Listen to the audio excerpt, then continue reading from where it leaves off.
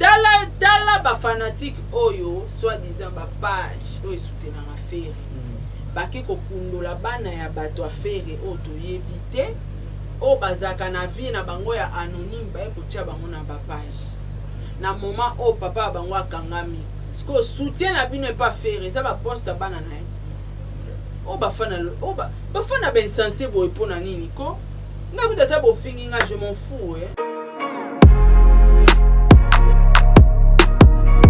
bache Davina, bache Melina, bache Ozia, bache Mususu wana comment doit basuka bana ya faire nyonso ya basi. Abandi ko poster moko. Et puis chaque moto azana maloba o bazo koche la yena kati. Why? A gérer ma kamina na famille mais pourquoi son frère a ko expliquer? Azo expliquer ba nani? Ba fan bazara ba fan na musique. Ba fan bino bokoma ti ba fan na ba vie privée ba musicien. Ezalaka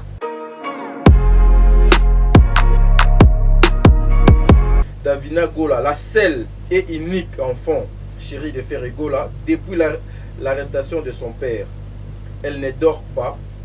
À chaque minute, à chaque seconde, après une heure, Azobenga Orly Gola pour avoir les nouvelles de leur papa. Est-ce que pourquoi pas message à vous?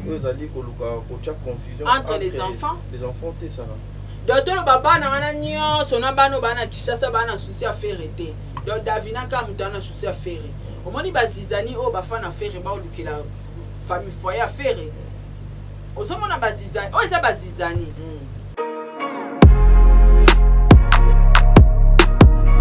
Tandenge bafana kofi ba ininga. Tala ndenge bafana faire ba ininga. Tandenge bafana héritier ba ininga. Tala nenge bafana Fabrigas ba ininga tala barando koti singa papa chéri. Nicolas question. Comprendre te barando ndeni ça. Kasi question tout dit. Bafana wana ba osepela na ngate. La fierté de la musique africaine Fali pourquoi? Africaine. Mon ningo zo bakisa ba grade. Non mais ngana batsi grade ça va toujours sur le monde hein bino pe bon money Did somebody say that Majabu Gospel is coming to the United States? Yes, Majabu Gospel is coming to America. Pour la toute première fois, Majabu Gospel aux États-Unis d'Amérique. On the 16th of January, it is happening in Portland, Maine. An amazing, life-changing and epic concert. Et le 23 janvier 2022, bien sûr, à Dallas, Texas. Je peux m'imaginer combien la gloire de Dieu sera présente. For 2022, it's gonna be glorious. The whole Majabu Gospel team will be there. And we cannot wait to share this moment with you. Retenez ça très bien. Le 16 janvier 2022, nous sommes à Portland, Maine. Et le 23 janvier 2022, à Dallas, Texas. Invite a friend, save these 2 dates, because you don't want to miss it. And I hope to see you there. Soyez bénis.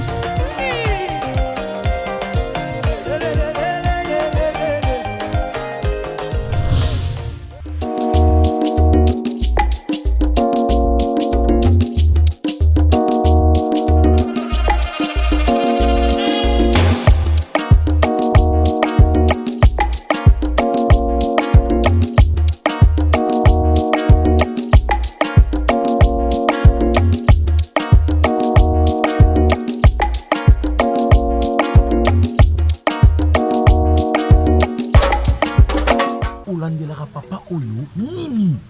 Omoni makamna landelaka papa wana mukolo. Yo jeune garçon mo kaka moko olembi. Papa, limbisanga pona dérangement. Biso ba jeune mikongo déjà ekufi. Bino bozo sala ndenge nini po mukongo na bino ezala toujours efficace. Et le silence démarqué. Viens. Cabinet Dr Aladji 2022. Kimana Lombango chez Dr Ahmed Yakozwa Ukoforce pour la faiblesse sexuelle. Aqua pour la hémorroïde. Acacia pour la prostate. Awika renforcer spermatozoïde. Iba pour la colisanto ya papa. Arariro pour la infection. Ahmed azo soigner Dr Ahmed a soigné faiblesse sexuelle, IST, hémorroïdes, diabète, hypertension, hypotension, stérilité, rhumatisme, épilepsie, myome. Benabus 243 82 97 37 164. Soit Oye sur avenue Loubefou numéro 17 na commune Yalemba. Référence salle du royaume des témoins de Jéhovah. Pona Batwamiki Yalibanda. WhatsApp na 89 97 78 138.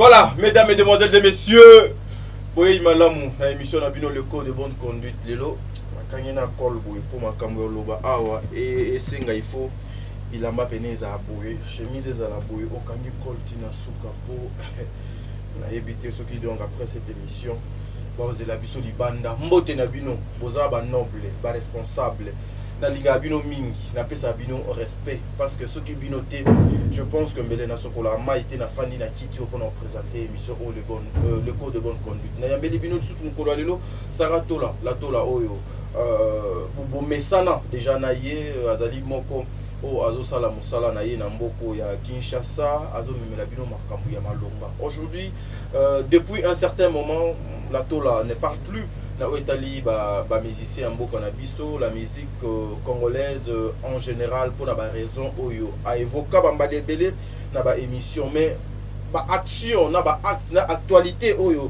ezali actuellement ezo ko obligé ndeko na biso moi si était acha moi likanisi na ye par rapport ya makambo ezo koleka Ferregola aujourd'hui Ferregola azali victime aujourd'hui Ferregola on cherche même ya kokabola les enfants de Ferregola, sa famille, mutema mabe ya ba fan oyo balingaka Ferregola na ndenge ya malamu te aujourd'hui ils cherchent à exposer les enfants ya artistes oyo pour que bo gagner nini pour que bo zwanini biso toza wana justement pour na boyebisa bato ete o bozo ko sala ezali ya mabe et puis to kokota likambo o etali fali pupa tomoni monsieur Aigle oyo boni na sous les kauka que je salue le jeune millionnaire sous les kauka bisika de yon kizwamiye basangisi ba comédien nyonso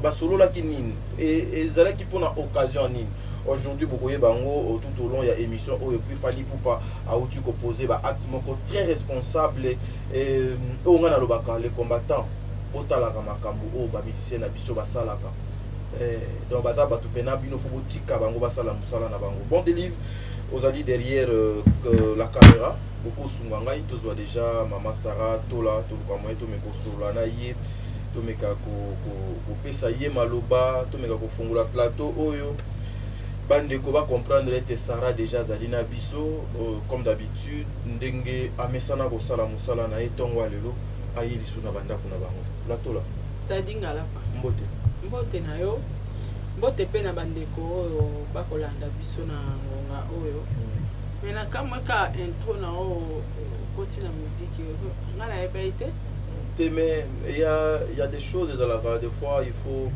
surprise mon bodo zalat parce que ngana na bi que aux sans ignorer na makambo ezoleka na réseaux sociaux na kaye na ngai avant d'entrer ici na tchaki yango te mais na koti na réseaux sociaux na koti na ba page na moni makambo yo ezo koleka je me suis dit non lokola biso toza na moi grâce ya koleka na caméra peut-être bako yo quand même ata biso bako comprendre donc ata biso ba arrêter hémorragie oyo faire azana besoin ya division te famille na ye bana na ye ba exposer bango pour ba kabola voilà pourquoi na lobi to kabola kama ka radio bi ngali ngana ngalo ya mama ba c'est susté na ninga faute na linga te na ça ba mauvais souvenir na maman et j'aime pas namona yango ya kogaspiller baénergie na ngo pour rien bato moko bazala na bango baingrat donc voilà j'aime pas.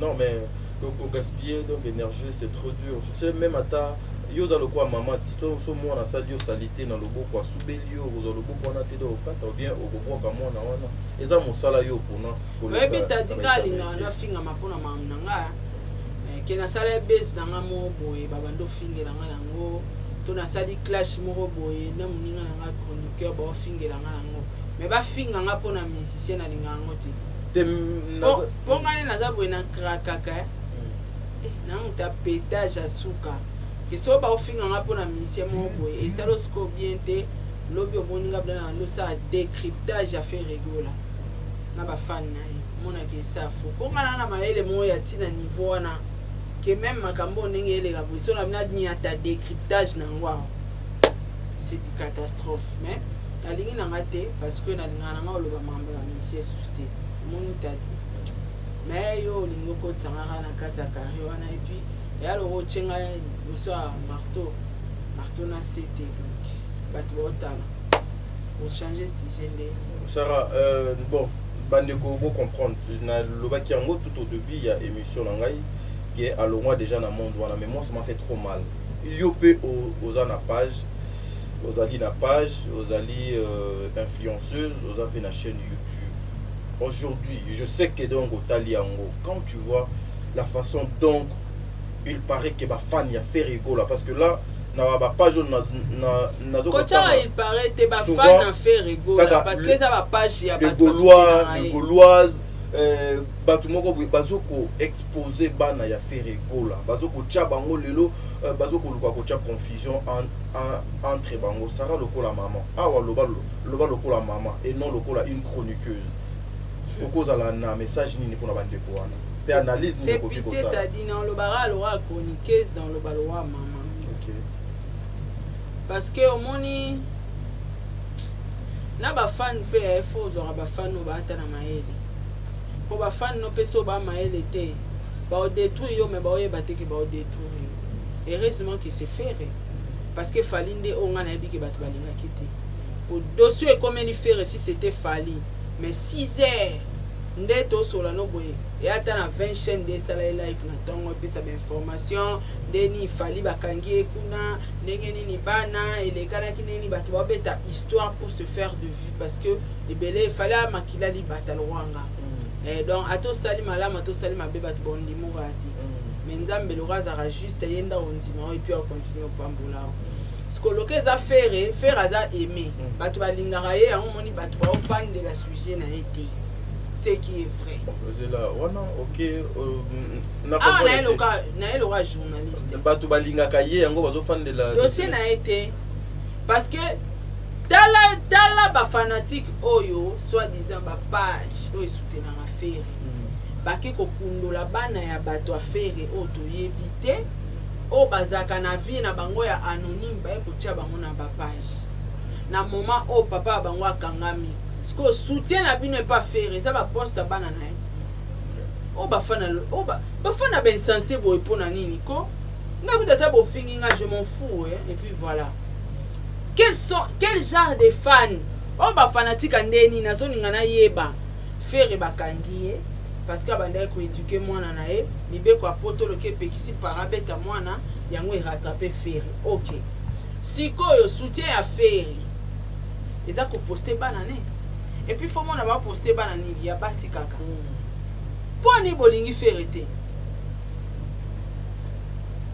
o eza genre ya soutien ndenge nini na ba soutien wana ya soutenir artiste na bino eza genre modèle nini bache Davina nazoya wana pena po Davina pena za na mobilo mongo na ngana ozo pena chumbu don na yo tuna no ba question ngana esukio ka bato bache aki bache Davina bache Melina bache Ozia bache bo mususu wana koma do basuka bana ya faire nyonso ya basi abandi ko poster moko et puis chaque moto azana maloba o bazoko chela ye na kati why pona nini tadi yango ba fanatique affaire na zo lo ba butumo ina ebite pour battre la vie à bana wana to bozo ko exposer bango na bandoki na batamite mama bo balinga affaire te ba ko bebisela e bana na ya basi na bato ba e ba te ke faire azana bana basi kitoko boye kaka ko luka ko bimisa bana likambo eza ya Ozias oh wana msusu botandeli biso bango na ba la fille de fer la to sana bango pour ceux qui sont journalistes azu matière azu bilongi wana nyonso atandi bango na ba miniature bino e choqué bino te bolia funa banda kuna bino ekiti kiu mais papa ya bana wana o azana esika pasi na kasho na ba mama ya bana wana de ba mona pasi mutu wana pasi bozo bakseleli sou pasi faire epsi bino bo poster bana ne soutien ngwana OK c'est la ba marche kuna nga kutu mutu simple lokwa nga basaila nga marche nga sara basaila nga marche dans ba mona ke sara bakangie injustement OK de ko c'est la marche na France que non artiste na biso aza mutu munene azo mériter arrestation ya boete aza na société aza na compagnie na yako okimate ayaka ko sambaka bokindo sala marche est-ce que faire alobi na mino bo poster bana na ndenge bozo tanda bango ndenge wana t'as dit non déborder. Mais je demanderais même na bandeko oyo je sais pas bon peut-être Renata au bureau il y a artistes bazo ko travailler peut-être les deux ko yebate mais sinon il est temps d'aller même vers l'ambassade il y a France kokutan avec l'ambassadeur il y a comme il y a ko exposer problème hein, parce que du jour au lendemain makambo ezoko souvenir nini faire autika na ngona kasho ke tant bakanga nga talelo ba fan nga basala pour nous soutenir nga souvenir ni bo pesi faire ya soutien et tant que ba fan bo mi pesa ba kombo ba gladia fuati na ba go fuati souvenir nini faire ozana ngona prison place là que ah bala kisanga boling net nga na ba souvenir o ba tu ba soutenir nga na prison et belé ba mamé belé ba saila nga ba marche so ina 4 mots ka Belgique France Londres bato belé basalela nga marche siko souvenir nino botiki faire na mutu ata lelo lo binzamba sungia bimili banda ke ah nana ba fanatique on a ko décevoir te na vie tala kutu bala kisanga ba souci na bango apport na bango ba soutien na bango ya qui très fort quels sont les efforts au bino ba fan bozo sala pour nous soutenir l'artiste kokende ko finga na ba commentaire mutane sika pasi bozo ke olukele ba rando na ba ranking na ba polémique ko poster bana na ye o baza il faut bazala anonyme boyela bango bokomisi bango visible bongo komisa bango ba star faire ebisa bino ya linga bana ba koma ba star alinga kutu bana ne ba moi cinéma okuta linga te moi c'est faire tout donc pour ko mona iza pasi alinga te donc siko faire atindi bino abinde ba kanginga boy bo exposer lenga nde baba zoba bongo ba fan wana kala pete ba mama bana ba chape ba mama bana botala mama ya Ozias botala mama aigle jaune kala mingi te parce que faire na yebike vie on a zomo on dirait alinga kate même pas donc yama moni même ba garder silence moi même je regrettais ton moni Orligo là mais pourquoi il est venu expliquer oui ezakanda yango nazolo bano maîtrise ezakité parce que ce n'était pas important au moins mama niki na fali oyebi ba youtubers tozwa aval poani tant que tata moi c'est aka ko expliquer niki pa bi a ko c'est langa makam niki pa ko expliquer comme deux versions de quoi na kati matière et vous comprendre si ko ngai lo na déranger nga bi pourquoi on le yo loba ndenga yo loba bongo so iba côté mususu wana pe ba sepelité ba yo loba moi te ke mba mo réseaux sociaux et voilà eza makamba vie privée à artiste eza mambo ya yena bana na ça n'engage que lui. On n'a pas besoin de bisoto lobela yango à gérer ma kamna na famille mais pourquoi son frère a expliqué azo expliquer ba nani ba fan bazara ba fan na musique ba fan bino bokoma ti ba fan na ba vie privée ba musicien ezalaka c'est difficile ba tala fan a osaila na leader choix ngala ba période mo ba fan na faire ngala on soutenir faire ba finga Davina est-ce que ça vous concerne ce qui papa zana problème na mwana na ye ou bien na moi c'est ko ba oyokana na bango ba oyokana telesco biso ba tuto salela ga fali be mission pendant 6 mois misu ba ina fali ba yoka musique nete misu ba finga ye misu ba buka ba cassette na ye ba yoka musique nete ba se désabonner na ba compte na ye mais bato soit déjà fallait azosala mabe eza bana na eti azaokipe bango te mais keina na banzembo ne tout na ba Instagram ne apostara fali mon papa kaka nzembo et puis na banzembo papa na siko yebsanga banal bakizengi bino botika na soni elakisi bafamille bato basala nini bakota te voilà bafane boza bafana musicien bokomi soti bafana vie privée faire alinga vie privée na yebi malibanda te peut-être boyebi te tadi na vie sengara nzamba pesa entourage abata mayele c'est ça sengara nzamba pesa yo même bateau a soutenir ba fan no baza mayele soki ba mayele te tala ne ba exposer ba na faire na média boye et la ti réseaux sociaux bo yamba bango tokota na ba analyse to bandoluka mama ya Melina to bandoluka mama ya moko kala pété makamususu ekobima odo leki wana ka ndinga za na prison est-ce que faire asengi bangwango eza ko bakisa muntu pasi to eza ko kitsa muntu pasi mais ce que je suis d'accord namoni Olanda qui ya Noël Ngiama le roi de la forêt Ngia alobi apesi une semaine son zamba sungi faire à Rosa Libanda non là c'est formidable eza ba jar ya ba soutien au biso toza nango to besoin c'est-à-dire adeza nango ya lokuta mais à fortifier ba fana fortifier ba bon non pe na moni ata ba na ba porte-parole nabi ba porte-parole baza kuna basé belé bato balobelaka faire rigola baza dans tout le monde attend tout le monde se mettre devant pour na olobake dans les Gaulois les fanatiques de faire rigola soit apaiser okita eza makambo moko eza familial daba s'il vous plaît damba ko décompter situation wana kala mingi te botika boy vous comprenez est-ce que peut-être boy ba pexi bango te bakoza pe bapexi bango po faire alinga te na vie privée soka pexi bango siko bino pe bafani likamuni bi posta bo poster dynastite o bafana bazoba boye na mona na mte moment o artiste aza ya okangama bo booster banzembo na ekende pour profiter ya ça la promotion ya na ye bakangi oui mais bo ça les promotion tadi ebi ngai na kati ya prison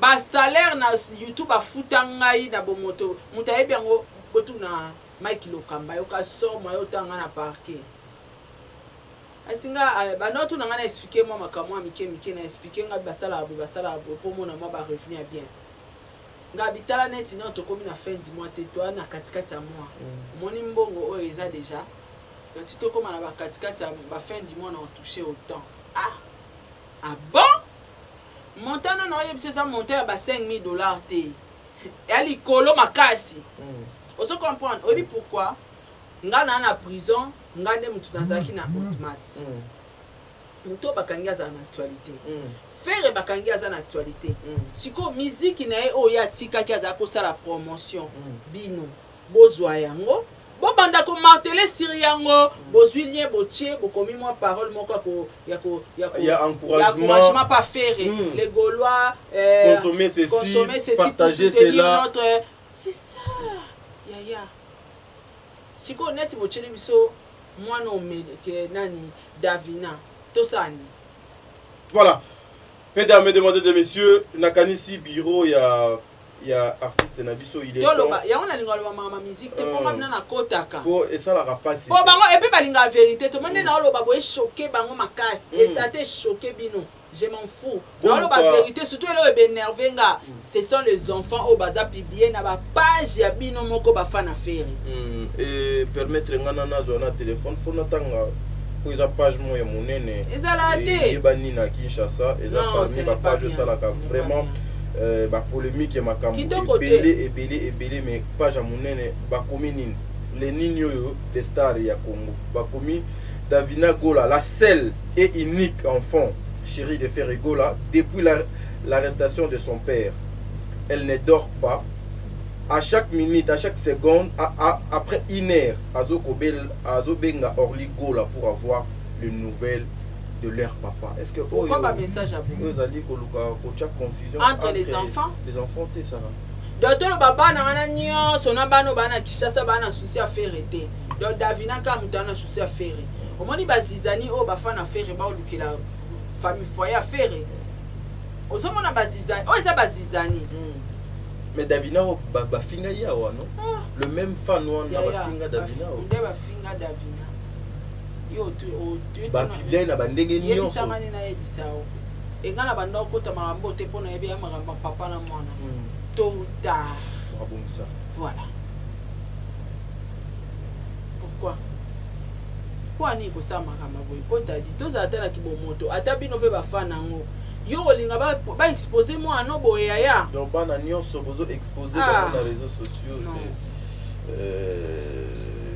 c'est pas quelque chose de bien voilà to longo une étape à faire rigola na kanisi sera to la ozaki nelo mususu okoki kokoloba par rapport ya comportement ya mabe ya bafano bazoko exposer bo soutenir faire na mamba bien au moni moment au faire bakangi e kombo ne en actualité ti faire abimaka papa obimana ende papa na yo ranson na lobby c'est sûr obimana e so avant le 30 juin voilà alors ti faire abimaka nzembone la te bozwa kombo na ndenge eza wana eza star bobanda komartele sur balie ya album na ya uti kobimisa dynastie etalama parce que ye nda aza ya kokanga mabongo wana actualité moi parole d'encouragement bien tolanda to soutenir artiste na biso na musique na ye malgré son arrestation moi parole d'encouragement bien ba émission ya promotion ya bo monter ba émission ya promotion et booster album ya artiste bo bima na na ba distraction que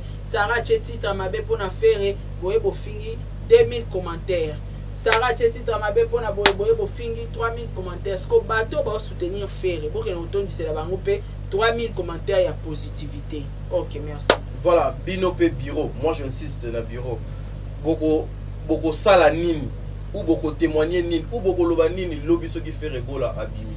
Le gens, je sais que nous n'allons pas travailler pour que Batouba mona keto travailler, mais aussi sur terrain ceux qui va sentir que motivation est ali et puis ça comme quelque chose de bien. Donc toujours sentir te. Donc toujours sentir te et il y a quelque chose moko boy faut le moyen besoin moi ba makamususu bobo chango en ordre pour sauver l'image il y a artiste na biso ko oui ba tout ba comment comparer mais so ba bi to pour faire écoute bana niki ke bana faire bana niki bana éducation tala bilamba balataka tala bilamba ozias ozomona côté ba comment mema omona côté ba omema makambo omoni omoni da musika mona musika voilà Sarah Tola. Merci pour au qui na yo mais tout ça là quand moi analyse tout survoler comme malé moi tout quand on a quatre pénésalité pour les alliés ba vie à bateau. Aujourd'hui comme on a aigle il est parmi bazo ko tambusa bazo tomola drapeau ya Congo partout dans le monde. Kosangisa bande konaye les artistes et comédiens. Le monde na makamona moi kala mutu donc azaki nango werason. Il leur fallu au moins à comépé à sangisi bango nyonso. Pour nous, c'était un message fort pour les artistes. Bon, ça fort, oui, parce que même les comédiens, les musiciens, ça a un métier encore. Voilà. Donc, deux fois, il faut rappeler un comédien, sanganaka, soutenir un peu bango, parce que quand nous sommes là, rappelez un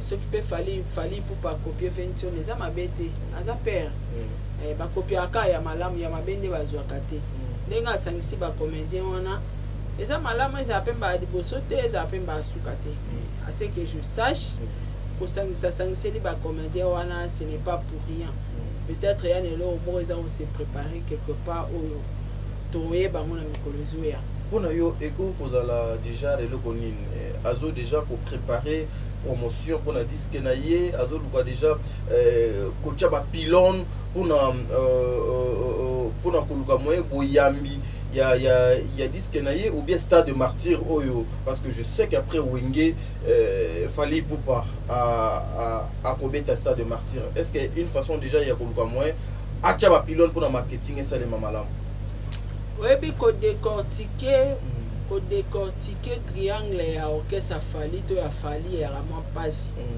ya rapasi parce que à travailler na batamaele talaka sous les kao kaza wana sous les kao ko décortiquer triangle wana ba beti wana ya moi passe mais quelque part na on appelle roi ba ko accompagner na stade de martyr selon nga quelque part donc ezo bimisa ba réponse est belle mais réponse exacte mais ce qui est vrai rencontre wana na kosangana wana yani eloko moko ya na nsima.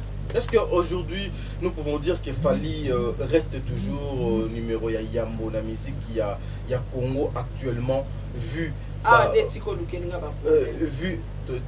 Na lukolo tika na sisa na question. Na lukolo problème te pour ozoaka pe problème te. Et donc si longtemps que ozo la émission nanga ozoaka problème te na ko permettre ka problème te. Ah wane siko lukelinga ba problème ba misie ba inanga.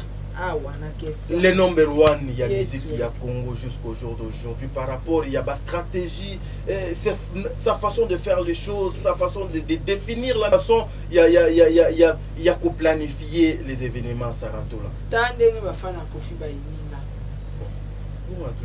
Tala ndenge bafana fere ba ininga. Tala ndenge bafana héritier ba ininga. Tala ndenge bafana Fabregas ba ininga. Tala barando koti singa papa chéri. Nicolas question. Comprendre te barando ndenge ça. Kasi question tout dit. Bafana wana ba osepela na ngate. To sa analyse maman to finga te. Kasi ba osepela na ngate kana réponse au pia.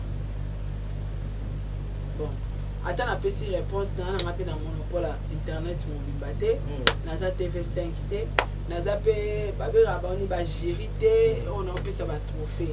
Mais ça n'engage que moi. En tout cas, Fally Azaka a toujours à féliciter. Jusque là, non moni doit rejoindre. Non moni doit rejoindre été. To kokika koloba aza toujours numéro 1. Voilà.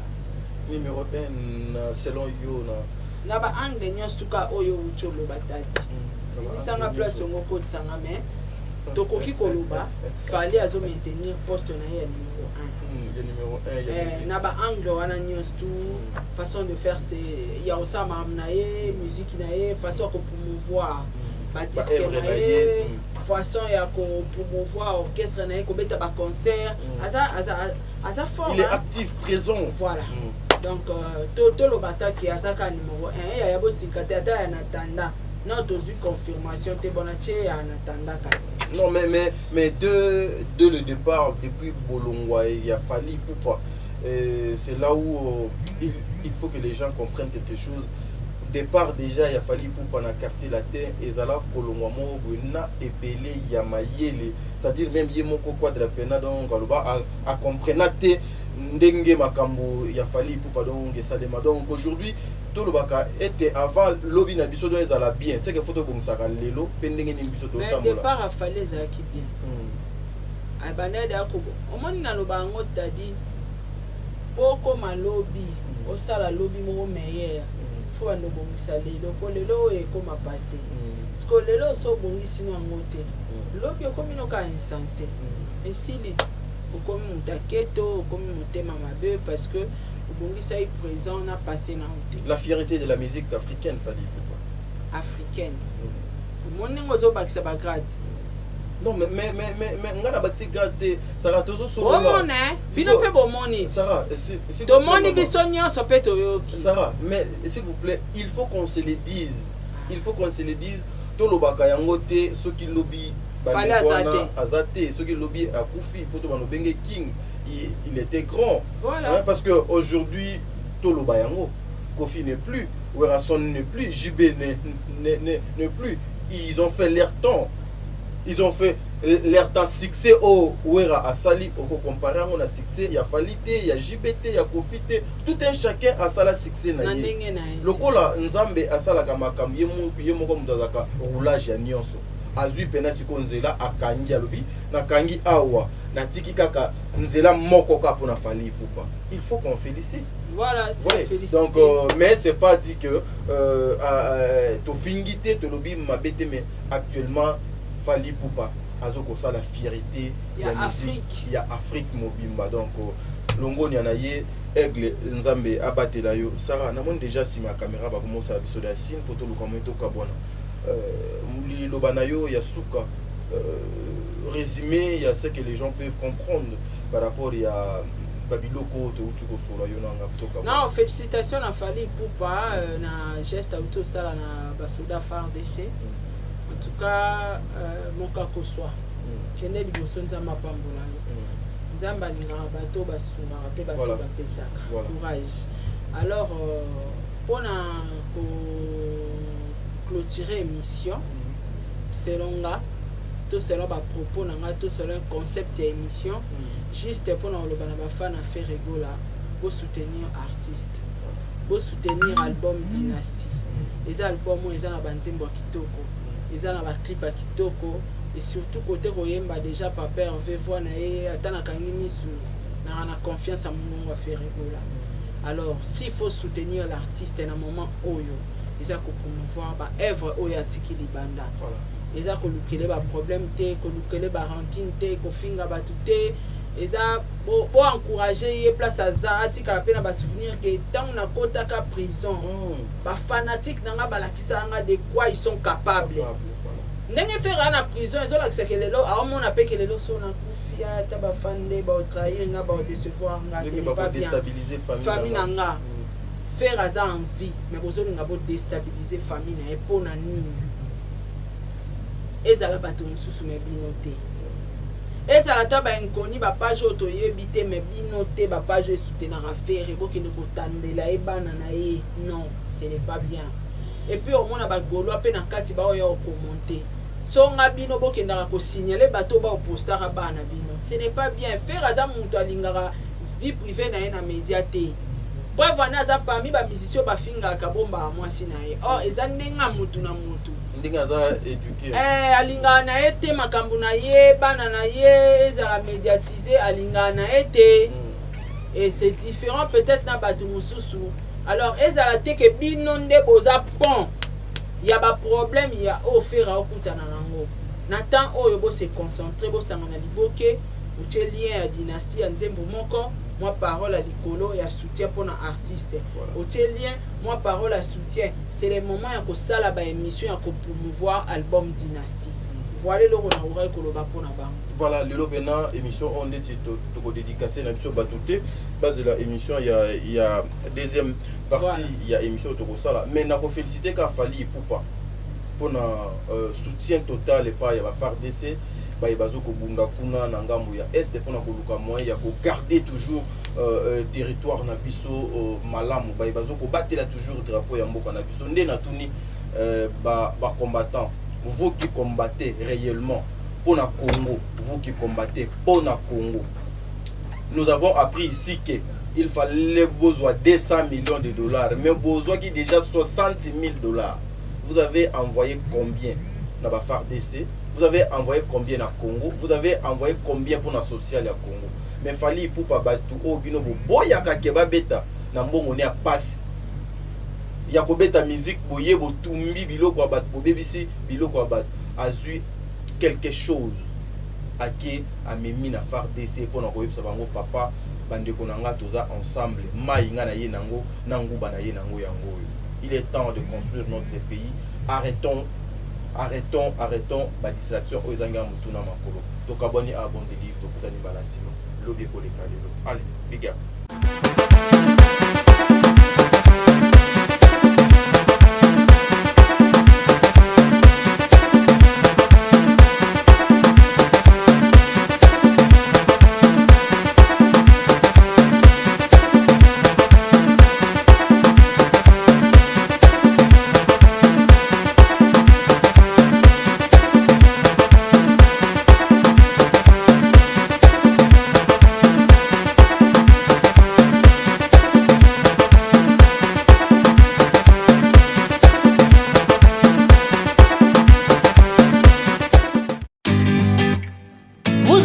Entreprise, boutique, ONG, église, restaurant, chaîne de télévision, partis politiques, écoles, universités et autres.